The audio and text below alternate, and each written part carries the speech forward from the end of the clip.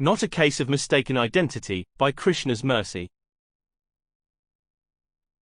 न तु मा शक्यसे द्रष्टुम्नेनैव स्वचक्षुषा दिव्यं ददामि ते चक्षु पश्य मे योगमैश्वरम्. Quote, but you cannot see me with your present eyes.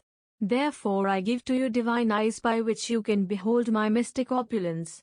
Lord Krishna, Bhagavad-gita, 11.8. If a person picks up Bhagavad-gita as it is for the first time, they might be surprised at the constant and consistent reference to Mayavada, Mayavadis, impersonalists, monists, and other such terms. It is almost like impersonalism is the premise upon which many of the purports are based. Except that the person consuming the material for the first time might have no idea what impersonalism is. It is like they are being fed an argument on a point for which there is no contention. At least there shouldn't be contention. You have Arjuna taking advice from Krishna. You have Krishna addressed as Bhagavan in many places. This Sanskrit word translates to Supreme Personality of Godhead, a description which also appears to be intentionally put together. Krishna has so many other names. Govinda, Janardana, Keshav. We know this to be true based on the conversation itself. Arjuna uses these words. He addresses the same person every time. The same charioteer. The same spiritual guide. The same individual who shows the Virat Rupa, the universal form. Just what exactly is the argument from the impersonal side, then? What are they trying to say? Krishna is not real. He is some figment of the imagination. That conversation never took place. If that is the case, why are we reading the material? Why are we immersed in fiction? If you study the concepts mentioned within the principles, it sure doesn't seem like fiction.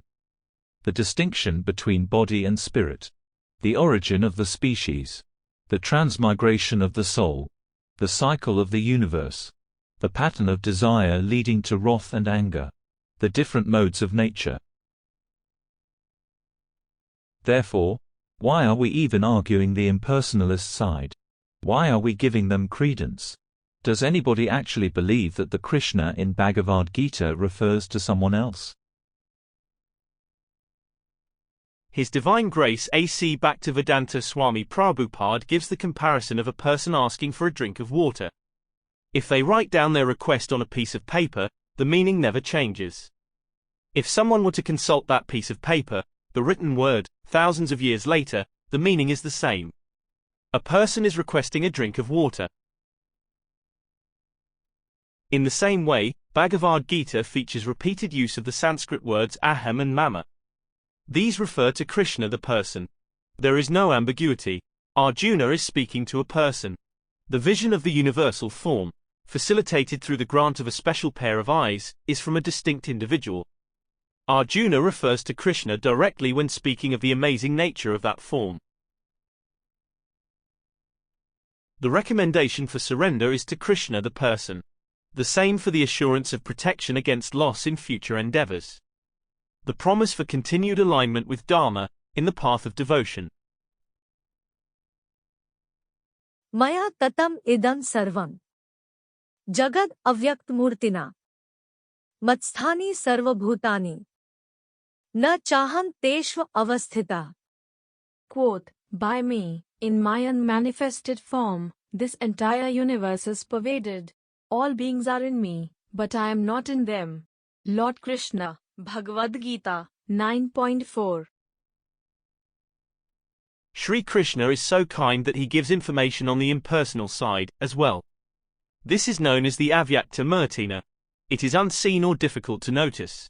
Krishna is in everything, but not everything is in him. He always has an independent existence, whereas we are dependent. The cheaters will speculate that Krishna is merely an abstract. Surrender to the Krishna within, you see. Or try to understand the symbolism to the exchange, which took place at a specific time and area, prior to the Bharata war on the battlefield of Kurukshetra. Of course, this sophistry crumbles upon the slightest bit of application of intelligence. If it is the Krishna within we are supposed to worship, does that mean we can show the universal form? Are we responsible for the cosmic manifestation? Are we the ones directing the cycle of the universe? भूतग्रामा स एवायं भूत्वा भूत्वा प्रलीयते रात्र्याग में वशः पार्थ प्रभवते अहराग में. Quote, again and again the day comes, and this host of beings is active, and again the night falls, O Partha, and they are helplessly dissolved. Lord Krishna, Bhagavad-gita, 8.19. If we are God, then what role does Arjuna play? Does he not have an identity?